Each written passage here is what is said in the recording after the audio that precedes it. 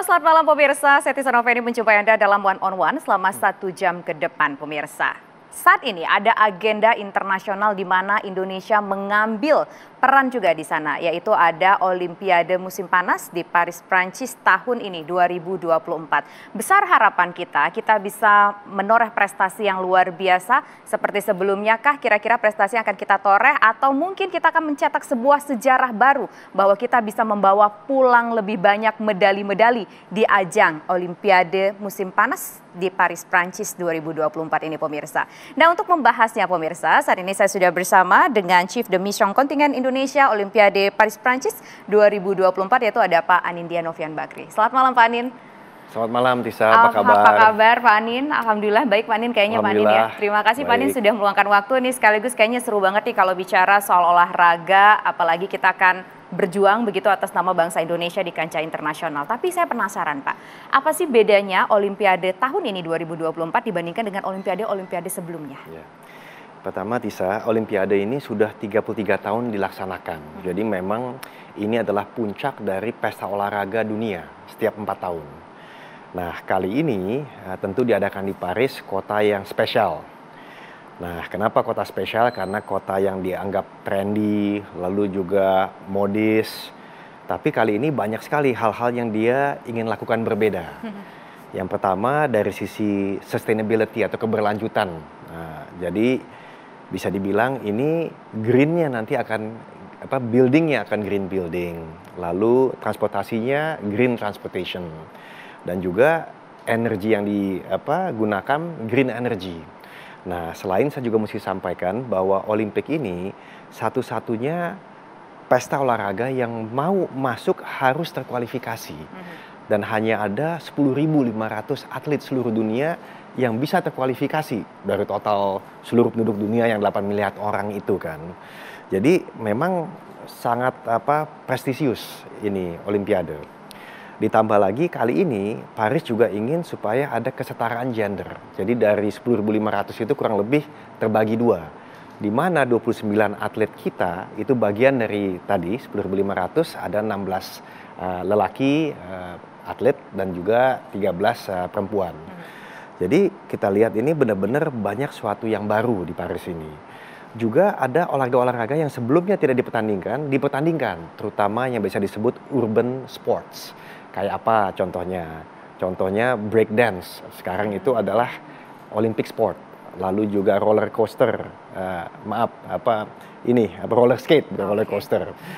Yang ketiga itu juga istilahnya surfing. Dan yang keempat yang paling penting buat kita adalah speed climbing. Nah, yang individu. Nah, ini tentunya bisa banyak sekali membawa harapan. Jadi Paris kali ini memang pantas untuk kita ekspektasi di depan, dan timingnya buat Indonesia juga pas bener karena kita baru selesai pesta demokrasi. Ya kan, kita juga menatap masa depan Indonesia menuju Indonesia Emas 2045. Dan tentunya ini dimulai 26 Juli bulan ini dan berakhir 11 Agustus yang menyongsong 17 Agustus. Jadi mudah-mudahan kita bisa mendapatkan anugerah, bisa mendapatkan rezeki sehingga ya kayak tadi disebut kemerdekaan Indonesia insya Allah, ya Pak. Insya Allah. Pak Anin ini kan dipercaya menjadi Chief de Mission ya Pak ya. Ini tugasnya ngapain aja sih Pak Anin? Ya. Tugasnya cuma satu, bagaimana memimpin kontingen untuk meraih medali. Itu saja. Tapi yang perlu dilakukan kan banyak. Pertama, tentunya memastikan dari sisi logistiknya aman.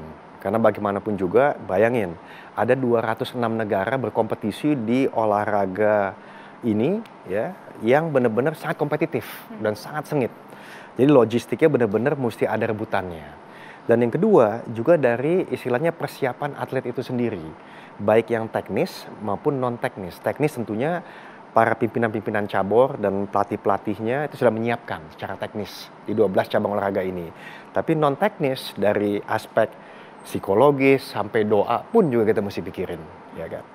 Dan jangan lupa bahwa yang paling penting dari semua itu ialah memberikan pelayanan kepada atlet dan tentunya pelatih dan juga seluruh kontingen supaya mereka bisa fokus ke satu hal saja, yaitu mendapatkan medali. Apa sih Pak Anin dari semua tugas tersebut, Pak Anin, dari teknis, psikologis, banyak banget PR-nya Pak Anin ya, yang paling menantang Pak Anin? Saya rasa yang paling penting adalah membuat atlet ini nyaman, percaya diri bahwa mereka didoakan dan didukung oleh seluruh rakyat Indonesia.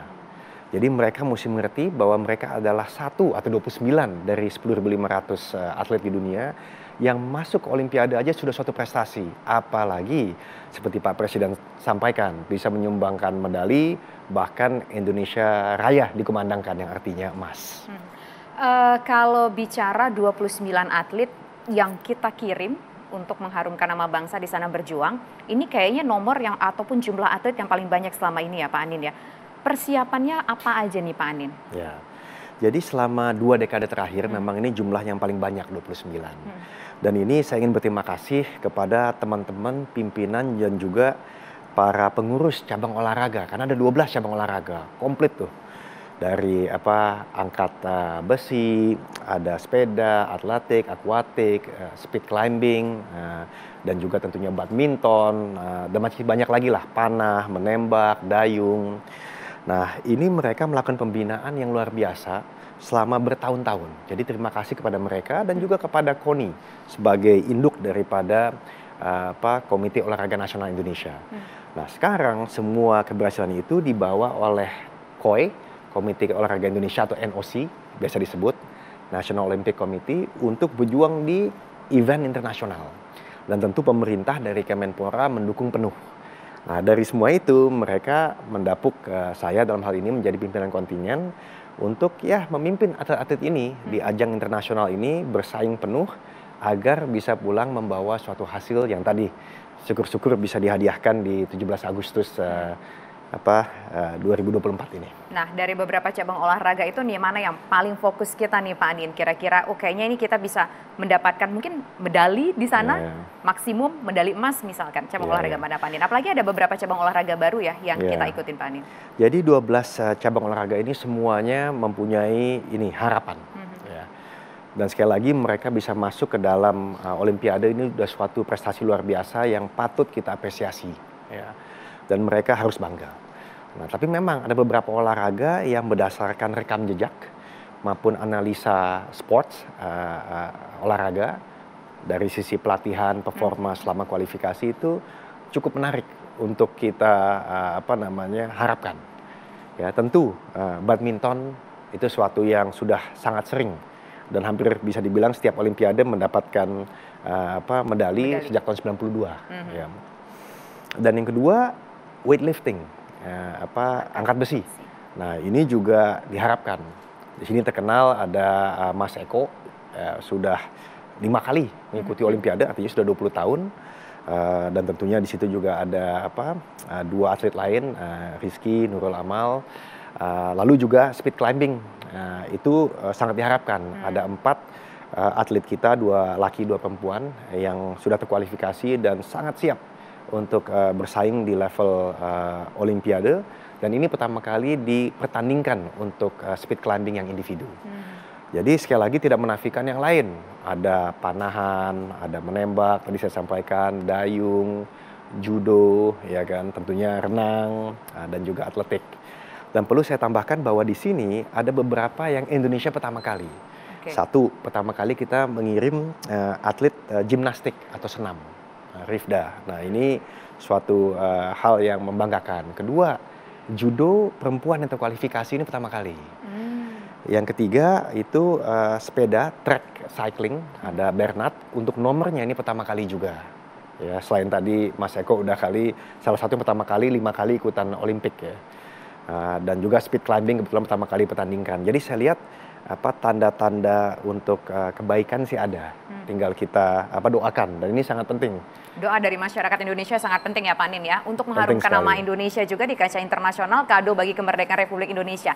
Tapi begini Pak Anin, tadi kan kita sudah ngomong nih dari awal soal persiapannya dari teknis, psikologis, fisik dan segala macam Pak Anin. Tapi itu kan mungkin kalau dari sini sudah pasti dipersiapkan. Mereka bertanding sedemikian rupa dari tingkat awal sampai mungkin akhirnya bisa dikirim ke Paris, Prancis begitu. Tapi kita ingin tahu Pak Anin, nanti persiapan mereka ketika mereka sudah tiba di Paris, kapan sih mereka berangkat ke Paris? Kemudian bagaimana persiapan latihan mereka di sana sembari menunggu jadwal waktu untuk bertanding? Ya.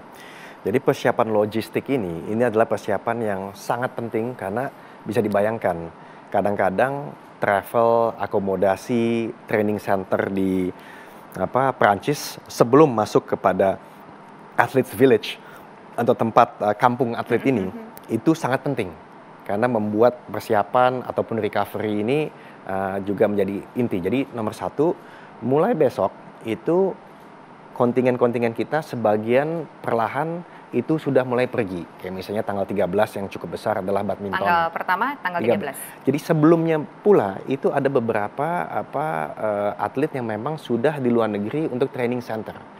Tapi antara sekarang dan pembukaan 26 Juli itu ada 8-9 cabang olahraga dari 12 yang akan melakukan training center di Eropa, bahkan ada yang di Paris. Nah, mereka akan masuk ke Athletes Village sebelum tanggal 26 Juli. Nah, mulai dari 22 Juli. Ya. Dan pertandingan dari 26 Juli sampai 11 Agustus, di mana penutupan. Yang kebetulan tanggal 10 Agustus saya juga mencoba untuk lari maraton, tapi ini bagian amatir. Ikut juga jadi atlet, Pak Anin. Ya, paling nggak merasakan lah bagaimana kerja keras mereka. Ya. Persiapannya jadi saya pengen dengar spoilernya Pak Anin, ini cukup menarik juga. Pak Anin, Chief de Mission-nya ikut bertanding begitu di ajang Olimpik. Itu latihan maraton, ikut lomba maraton, persiapannya kayak apa Pak Anin? Ya, sekali lagi ini tidak di dalam job description saya. Jadi job description saya tentu fokus membantu atlet untuk menangkan medali. Para pelatih kita dukung kontingen. Tapi saya pikir-pikir ini pertama kali tanggal 10 Agustus jam 10 pagi itu Olimpiade membuka untuk umum maraton. Kebetulan saya udah lari maraton cukup lama, tapi 5 tahun terakhir belum. Jadi saya ingin memanfaatkan ini semua sekalian juga ikutan latihan ala atlet. Jadi ketika bicara dengan mereka ya sama-sama mempersiapkan untuk sesuatu. Tentu levelnya beda, targetnya beda, tapi ya jadi lebih nyambung lah bicaranya karena kita sama-sama berkeringat juga, bukan saja berbicara. Untuk memang diperuntukkan untuk Chief de Mission, untuk perwakilan dari setiap negara atau gimana sih Pak Anin? Enggak, itu untuk umum. Itu dibuka untuk umum. seperti Olimpiade yang lain, maksudnya seperti maraton yang lain, semua boleh daftar. Kalau beruntung bisa mendapatkan ini registrasi. Tapi menarik saja untuk suatu memori. Nanti 20 tahun ke depan pernah lari di maraton Olimpiade kan, apalagi yang pertama kali. Tapi ya mudah-mudahan saya nggak mau terlalu bicara karena bukan tugas saya utama. Tapi ini saya juga menyiapkan tiap hari, jadi mencoba untuk fit juga dan sehat seperti atlet. Oke, Pak Anin, tadi kan ketika di awal acara kita mendengar speech dari Pak Jokowi ketika melakukan pelepasan atlet begitu ya di istana. Ada pesan dari Pak Jokowi, kita harumkan nama Indonesia, kita pulang bawa medali begitu sebagai kado ulang tahun bagi kemerdekaan Indonesia. Nanti kita akan bahas apakah kira-kira kita akan mendapatkan hal tersebut begitu, walaupun tadi sudah sempat dibahas bahwa kayaknya kita punya nih potensi-potensi dari sejumlah cabang olahraga. Kami akan kembali pemirsa sesaat lagi.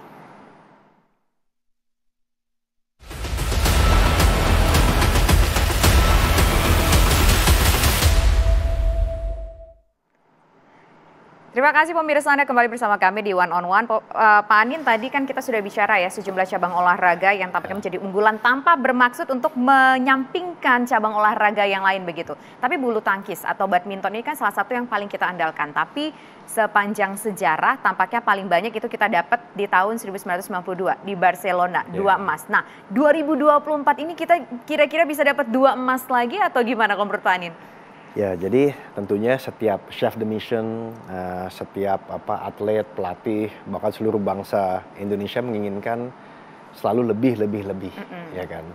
Jadi tantangan kami ialah bagaimana yang terjadi tahun 92, bukan saja buat badminton mendapatkan 2 emas, mudah-mudahan kali ini kita beruntung untuk bisa lebih dari itu. Baik tentunya dari jumlah perolehan emas dan juga total medali. Nah, memang pada saat ini kita mengirimkan 9 atlet untuk badminton. Dan kita lihat rekam jejaknya baik, momentumnya juga baik, tapi saingan juga lumayan di sana.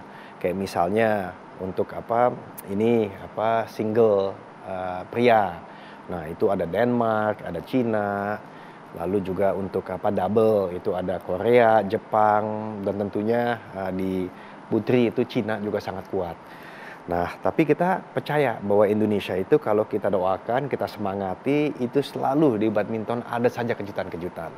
Kayak yang terakhir, Apri dan Gray itu bukan seeding atau yang pertama kedua rankingnya, tapi justru bisa memenangkan double waktu Olimpiade di Jepang kemarin. Nah, jadi kita berharap juga badminton itu mempunyai kejutan-kejutan. Ya. Nah, kemarin kita berdoa bersama di PBSI ya, bersama Sekjen PBSI, Presiden NOC, itu 6 pemuka agama kita kumpulkan untuk berdoa bersama. Jadi mudah-mudahan dari aspek teknis dan non teknisnya badminton itu bisa terus menorehkan sejarah di Olimpiade. Saingan paling berat dari mana sih Pak Anin? Kalau untuk badminton? Setiap cabang, maksudnya setiap nomor beda-beda, tapi secara umum Cina itu kuat, Jepang juga kuat, ya. Dan memang mereka momok dari zaman dulu, terutama Cina ya. Dan inilah saatnya kita untuk membuktikan bahwa kita masih home of champions ketika kita bicara badminton. Kalau bicara soal cabang olahraga yang lain kan kalau tadi badminton Pak Anin bilang kita mungkin pengennya tuh ada kejutan-kejutan. Kita udah berdoa, kita udah usaha dan kita berharap akan ada sebuah kejutan. Ya. Kalau untuk cabang olahraga yang lainnya apakah juga ekspektasi soal kejutan-kejutan tersebut kita punya harapan ya? Ya, sekali lagi semua cabang olahraga mempunyai suatu kesempatan untuk membuat suatu kejutan. Baik kejutan berupa medali, apalagi medali emas, atau performa yang lebih baik dari sebelumnya, bahkan bisa dibilang personal best atau national best gitu kan. Nah, saya melihat juga suatu yang memang berdasarkan data dan sudah dibicarakan di publik juga dari angkat besi.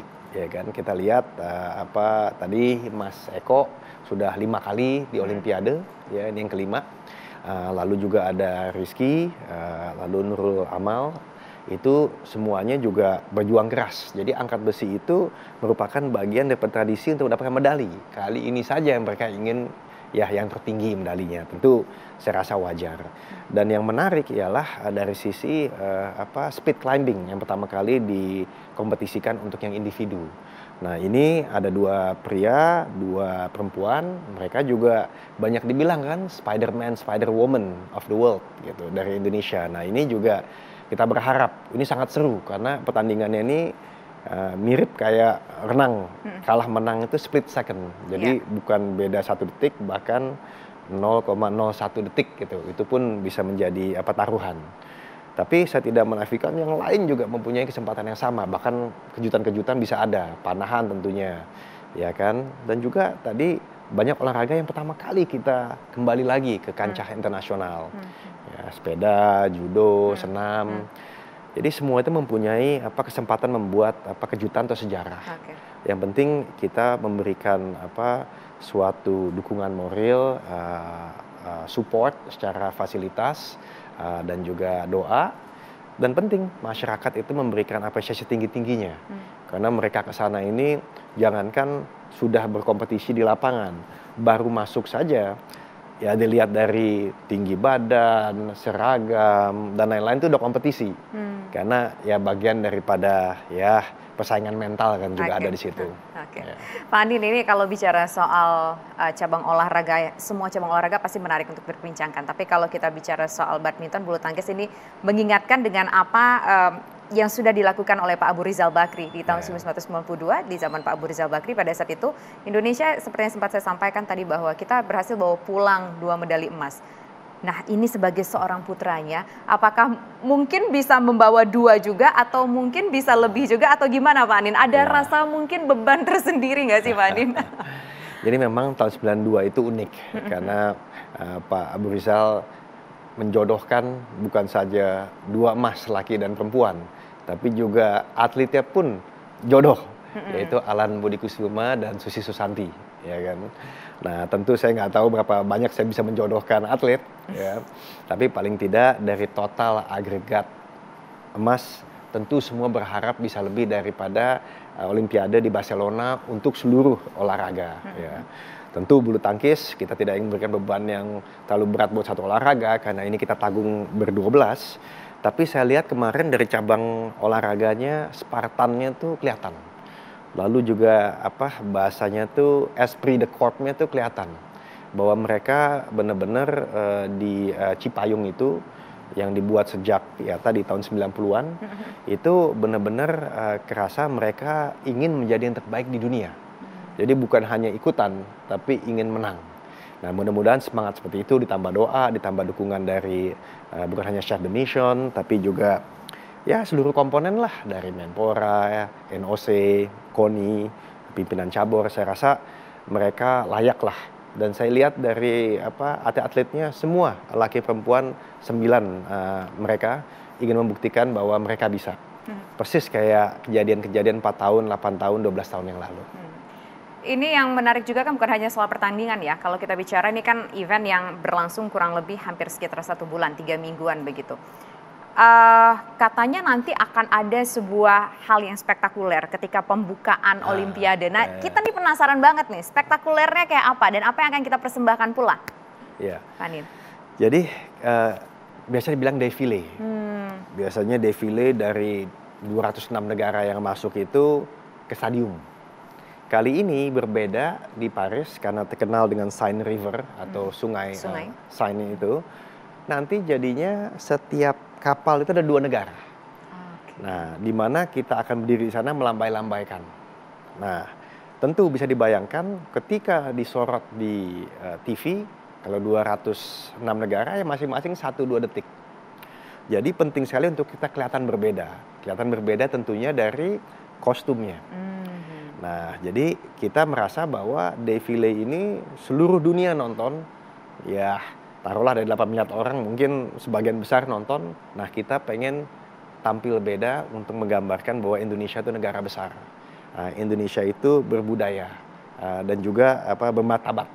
Nah, ini kita akan coba lihat dari rancangan baju defilenya. Spoilernya dong Pak Anin, rancangan baju defilenya kayak apa, keren ya? Wah, belum bisa ngomong. Belum bisa ngomong. Kejutan. Saya udah lihat, boleh. Nggak kalah lah sama desainer-desainer internasional, tapi tetap tradisinya itu nasional Indonesia. Jadi itu tentunya suatu keseimbangan yang penting dan yang paling penting menarik dan tidak kalah dengan negara lain. Jadi setiap detik kita bisa kelihatan bukan hanya di TV tapi di masyarakat Olimpiade itu adalah setiap detik kita bisa mempromosikan Indonesia. Karena tentunya Olimpiade ini adalah suatu misi ya persahabatan, tapi juga misi kompetisi, tapi juga misi promosi juga. Bagaimana Indonesia ini dari olahraga bisa menggambarkan negara besar. Secara ekonomi sudah kita lakukan dengan G20 waktu di Bali, dengan APEC, dengan ASEAN, ya kan. Nah, sekarang Olimpiade ini kesempatan kita, apalagi tadi kita bicara ini bagian dari 17 Agustus punya perayaan mudah-mudahan. Tadi Pak Anin beberapa kali menyebut bahwa mereka membutuhkan apresiasi juga dari masyarakat Indonesia. Apresiasi seperti apa sih yang mungkin bisa dirasakan energinya oleh para atlet-atlet kita yang akan bertarung di Olimpiade? Pertama-tama ini kan dunia sosmed kita hidup, ya kan. Nah, kenalilah Olimpiade ini sehingga kita bisa mengapresiasi betapa kompetitifnya untuk bisa menjadi suatu atlet yang terkualifikasi di Olimpiade. Yang kedua, ya kenalilah atlet-atlet kita yang 29 ini. Kan informasi sudah banyak beredar, ya kan. Yang ketiga, ya berikanlah semangat dari ucapan-ucapan pujian. Walaupun saya akan bilang kepada para atlet jangan lihat handphone ketika sudah mulai ada di Paris, tapi ya doa dan juga dukungan-dukungan moral maupun ucapan di media sosial maupun ya teman-teman media saya harapkan juga ya melakukan hal yang sama. Dan apapun yang terjadi kita berharap yang terbaik. Kita optimis bisa mendapatkan yang terbaik. Tapi apapun usahanya yakinilah mereka melakukan yang terbaik. Kayak Pak Jokowi bilang bagaimana bisa mengibarkan merah putih, ya kan, yang artinya bisa nomor 1, 2, 3. Baik. Dan mengumandangkan Indonesia Raya yang artinya mendapatkan emas. Oke, baik. Jadi mudah-mudahan dua-duanya kita bisa lakukan lebih banyak dari sebelumnya. Nanti kita akan lanjutkan kembali perbincangan pemirsa usai jeda berikut, tetaplah bersama kami.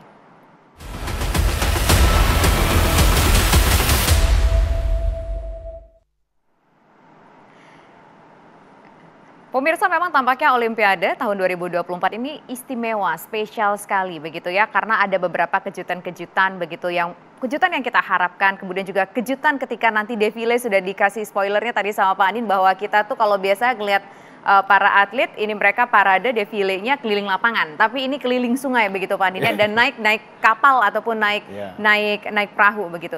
Nah, ini kita juga dengar istilah bahwa ada rumah Garuda. Nah, itu rumah Garuda itu apa? Fungsinya seperti apa Pak Andin? Ya, jadi kan intinya nih para atlet secara umum kan tinggal di Athletes Village atau kampung atlet. Semuanya 10.500 tadi itu. Nah, yang hanya bisa masuk tuh atlet, lalu ada pelatih, tapi hampir bisa dibilang atlet lah. Nah, artinya rumah Garuda itu adalah rumah yang jaraknya kalau naik sepeda 15 menit, tapi bisa memberikan asistensi kepada atlet yang dibutuhkan. Misalnya recovery, mesur yang bisa rilis, pijat, fisioterapis, dan lain-lain. Didatengin dari Indonesia Pak Nin? Dari Indonesia tentunya. Karena mereka itu atlet, percaya nggak percaya, mereka mempunyai khusus mesurnya, dokternya, pelatihnya. Jadi satu untuk recovery. Yang kedua, rumah Garuda itu juga untuk analisa. Karena dalam pertandingan itu tidak sepenuhnya hanya teknis, tapi juga bagaimana melihat data untuk mengetahui siapakah saingan-saingan kita. Dan bagaimana taktik-taktik di lapangan. Itu juga penting. Jadi nomor 2, analisa. Yang ketiga, juga untuk logistik 24 jam yang tadi dibicarakan. Paling gampang, ada kebutuhan vitamin, makanan, minuman yang butuh dikirim secepatnya ke kampung atlet tadi. Ya. Dan yang terakhir tentunya misalnya dari sisi administrasi kan kita juga mesti taat kelola ya. Nah, ini semua ini benar-benar kita siapkan dan bisa dibilang rebutan untuk mendapatkan lokasi yang baik. Ya, strategis. Karena kalau terlalu dekat juga nggak mungkin semuanya bungkus untuk kampus atau kampung atlet tadi. Tapi kalau terlalu jauh juga sulit. Jadi benar-benar yang mesti bisa diakses 15 menit lah dengan sepeda. Dan itu kita dapat ya lokasinya. Kita dapat, ya? alhamdulillah ya. Nah, saya ini tertarik sih sebenarnya dari tadi pemirsa ngelihat baju yang dipergunakan oleh Pak Andin.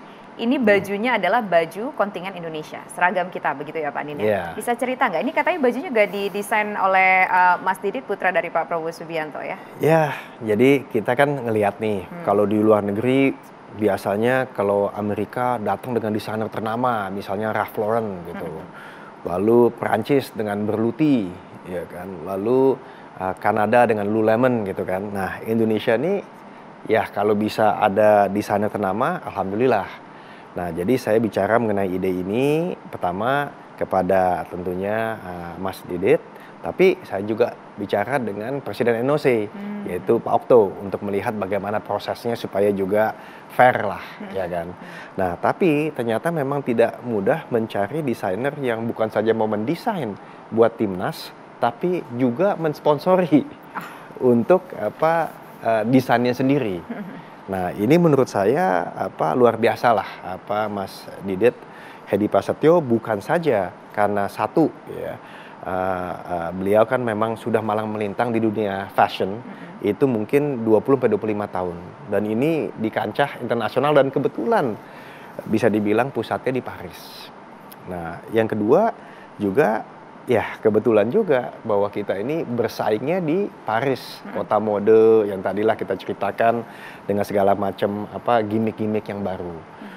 Nah, jadi ya kita bicara, Mas Didit berkenan dan alhamdulillah hasilnya bagus dan respon masyarakat juga luar biasa.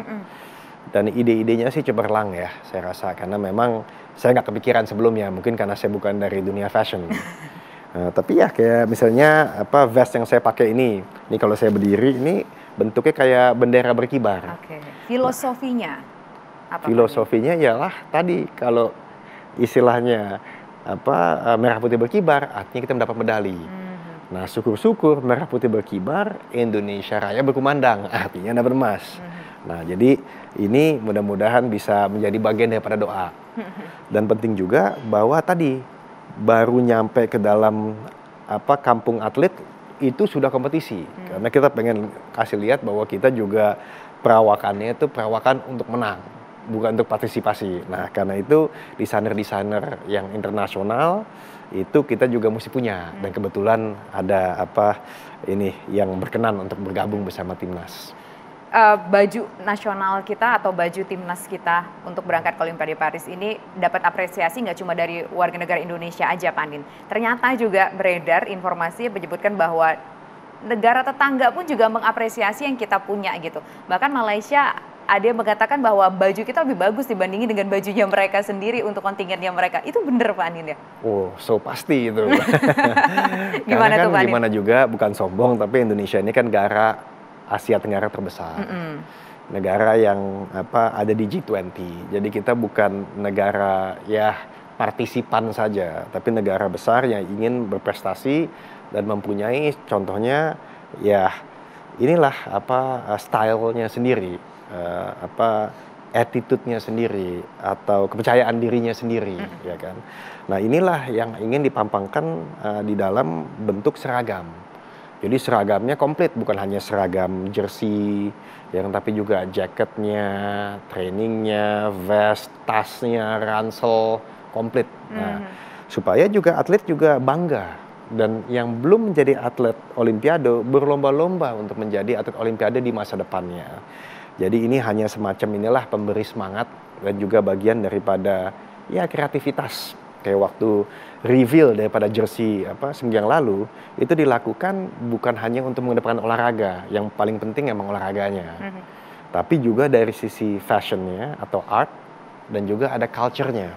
Sehingga juga disatukanlah dengan berbagai macam benda-benda artistik yang juga diperagakan. Jadi intinya untuk membumikan Olimpiade dan memasyarakatkan Olimpiade, dan juga mengkerenkan Olimpiade, pasti terutama keren. timnas. Gitu.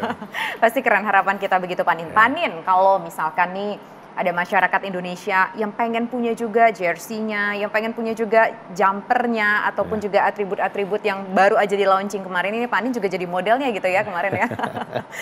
Ini bisa didapatkan nggak sih secara bebas gitu? Masyarakat Indonesia bisa nggak sih sebagai bentuk rasa juga mungkin ingin memberikan support begitu? Oh, tentu bisa. Tinggal timingnya saja.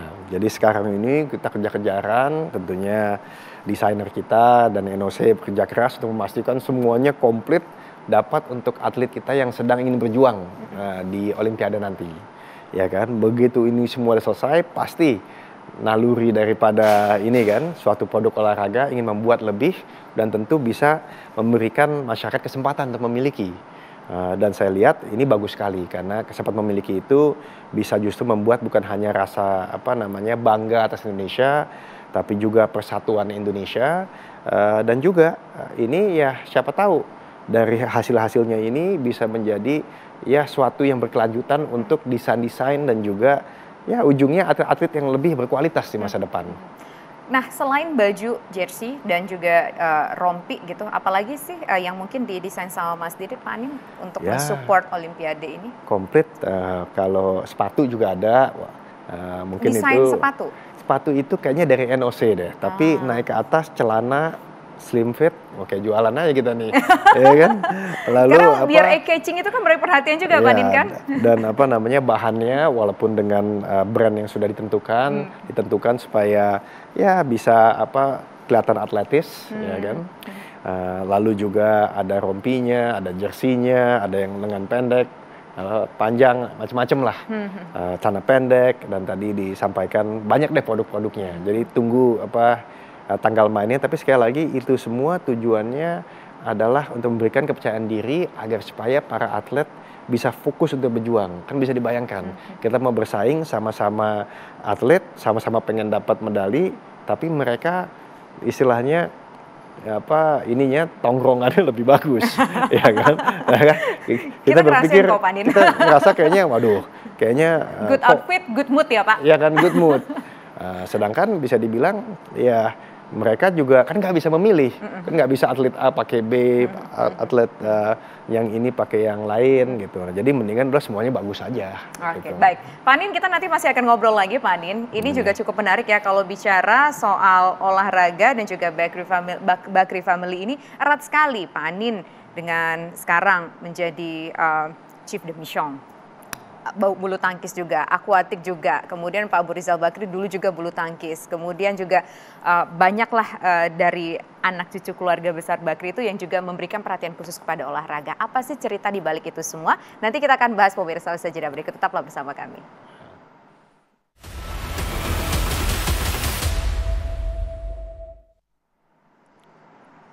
Menjawab pertanyaan menggantung tadi Pak Anin, keluarga Bakri ini tampaknya begitu akrab dan dekat sekali dengan dunia olahraga ya Pak Anin ya? Ya memang dari sananya begitulah. Dari tahun 86 itu kan berarti kan udah hampir 40 tahun yang lalu. Itu waktu zamannya mungkin Pak Ical, Pak Nirwan, Pak Indra, umurnya lebih muda dari saya malah. Sekarang itu membuat Pelita Jaya. Ada di 7 cabang olahraga yang kita lihat langsung tidak langsung ya hasilnya sekarang. Dari badminton, renang, bahkan balap sepeda, lalu juga kuda, ya kan voli, dan masih banyak lagi lah, sepak bola tentunya. Jadi itu memang udah lama dipupuk bahwa olahraga adalah sarana untuk mengembangkan daya saing, tapi juga kebanggaan Indonesia. Nah, saya ingat juga bahwa Pak Ical sangat aktif di PBSI, terutama zaman-zaman itu 92, Olimpiade, Asian Games 96 tuh sangat aktif di bidang pendanaan. Lalu Pak Nirwan juga aktif di PSSI, ya kan, sebagai pengurus maupun juga pemilik klub, seperti sekarang misalnya Persija, ya kan. Lalu untuk basket, Pak Indra yang sekarang dilanjutkan oleh Pak Eda, ya sangat aktif. Pelita Jaya juga sekarang namanya masih, dan saya tentunya di renang atau akuatik Indonesia namanya. Jadi itu semua memang ya bisa dibilang mendarah daging, dan yang kedua juga ini ingin berkiprah juga di dunia internasional. Jadi kayak misalnya Pak Nirwan kepemilikannya juga ada di luar negeri seperti di Brisbane Roar, dan saya juga aktif di Oxford United sebagai pemegang saham. Jadi memang kita merasa bahwa olahraga ini adalah sarana diplomasi yang baik untuk mengedepankan daya saing dan juga istilahnya kebesaran bangsa Indonesia. Kalau bicara soal posisi yang diemban atau diamanahi kepada Pak Anin menjadi Chief de Mission ini, apa itu ada kaitannya juga dengan sport yang udah mendarah daging di keluarga besar Bakri, Pak Anin? Ya, saya rasa kalau penunjukannya ya tanya yang menunjuk lah ya. Dalam hal ini dari NOC, National Olympic Committee, yang didukung oleh Menpora dan juga yakin saya KONI. Ya saya merasa ini suatu kehormatan untuk bisa memimpin delegasi atau kontingen dan juga melayani atlet pelatih untuk bisa mencapai puncak performa tertinggi. Ya. Jadi buat saya ini suatu kehormatan dan suatu pengabdian. Dan memang kerasa sekali kemarin dulu waktu peluncuran atlet oleh Presiden, pelepasan atlet oleh Presiden, dan pengukuhannya oleh Menpora, di mana ya masing-masing ada sumpah atlet, mencium merah putih, hormat, dan Presiden clear sekali bahwa harumkanlah nama Indonesia di ajang internasional ini, berikan yang terbaik. Masyarakat Indonesia ingin sekali merah putih berkibar dan Indonesia Raya berkumandang. Jadi mohon doanya, tidak gampang, sangat kompetitif. Dan mereka juga nggak pengen kalah, masing-masing punya bendera sendiri. Mereka ingin mengedepankan benderanya, bukan bendera kita. Tapi mudah-mudahan di beberapa cabang yang telah kita doakan, kita siapkan, yaitu 12 cabang olahraga ini, kita bisa mencapai zaman keemasannya. Harapan untuk olahraga bagi Indonesia seperti apa, Pak Anin? Saya rasa antara mencapai Indonesia Emas 2045 dan juga desain besar olahraga nasional yang sudah diputuskan 2-3 tahun yang lalu menjadi undang-undang, ini akan berjalan selaras gitu. Karena untuk menjadi Indonesia Emas, sumber daya manusianya mesti kuat, mesti unggul. Olahraga bisa membantu. Yang kedua tentunya Indonesia mesti bermartabat. Ya, kalau kita bisa terus mengumandangkan Indonesia Raya pasti bermartabat. Dan yang ketiga ya ekonominya mesti kuat. ya siapa tahu justru dengan keberhasilan di olahraga ini menjadi industri sendiri dan ekonominya terbantu untuk bisa mencapai tadi zaman kemasan di 2045. Termasuk juga kalau kita bisa katakan bahwa ini jumlah kontingen atau jumlah atlet paling banyak kita kirim di tahun 2024 ini dibandingkan dengan sebelumnya. Ini menunjukkan bahwa juga prestasi olahraga Indonesia sudah cukup menyenangkan. Tentu prestasi ini mesti selalu continuous improvement. Kita terbaik dari jumlah yang dikirim selama 20 tahun, tapi tetap kita mesti berjuang untuk mendapatkan medali lebih banyak lagi. Tapi ini bukan akhir. Gimana juga kita mesti ingat bahwa Indonesia ini kalau tidak salah 4 tahun lalu ranking 55 dari 206. Jadi masih banyak kerjaan kita. Kalau kita ekonomi bisa di G20, artinya 20 terbesar, kenapa yang namanya olahraga tidak bisa? Nah inilah yang tidak bisa dilakukan seperti membalikkan tangan, tapi semuanya dimulai dari Presiden Jokowi, lalu dengan kementeriannya, dengan KONI-nya, KOI-nya, cabang olahraganya, KONI daerah, itu semua berjuang supaya ya pemuda-pemuda kita dapat bisa memberikan yang lebih baik lagi di olahraga. Dan saya rasa prestasi itu penting, tapi pembinaan itu juga sangat penting. Oke, seperti yang Pak Anin sudah lakukan begitu ya untuk cabang olahraga akuatik, misalkan kita kalau nggak salah pernah dapat medali emas untuk polo air begitu Pak Anin ya? Di SEA Games. Di SEA Games. Ya. Pak Anin bisa cerita dulu nggak itu singkat dulu Pak Anin? Kalau itu sih suatu yang kita bangga di level Asia Tenggara, karena belum pernah kita dapat medali emas di polo air Asia Tenggara, selalu Singapura.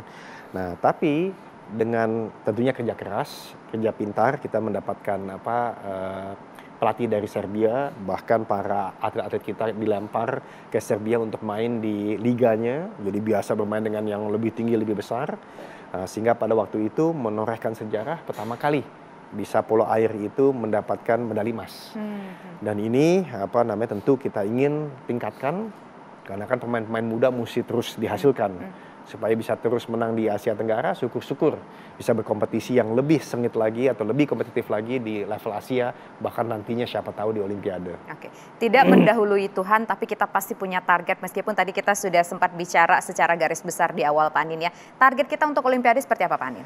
Ya, saya bilang begini deh, kita tahu Olimpiade sebelumnya dapatnya berapa emas dan berapa jumlah medali, ya kan? Nah, dan yang tertinggi di tahun 92. Mudah-mudahan kita bisa mendapatkan sama bahkan lebih dari itu semua. Dan saya rasa sekali lagi benar-benar nih butuh dukungan masyarakat Indonesia ini sangat dibutuhkan doanya, dukungannya, dan apapun yang terjadi percayalah mereka itu melakukan yang terbaik untuk Indonesia. Dan mudah-mudahan feeling saya kok baik ya. Amin. Ya, tapi mudah-mudahan ujungnya Tuhan yang menentukan dan hasilnya membanggakan kita semua. Harapan kita tentu saja Merah Putih Indonesia bisa berkibar di kancah internasional sebagai kado bagi kemerdekaan Indonesia di bulan Agustus nanti. Terima kasih Chief Demesyong Kontinen Indonesia untuk Olimpiade Paris Prancis tahun 2024, Bapak Anindya Novian Bakri. Dan pemirsa, demikian kebersamaan kita dalam One on One kali ini. Saya Tisa Noveni undur diri, selamat malam, sampai jumpa. Terima kasih Pak Anindya.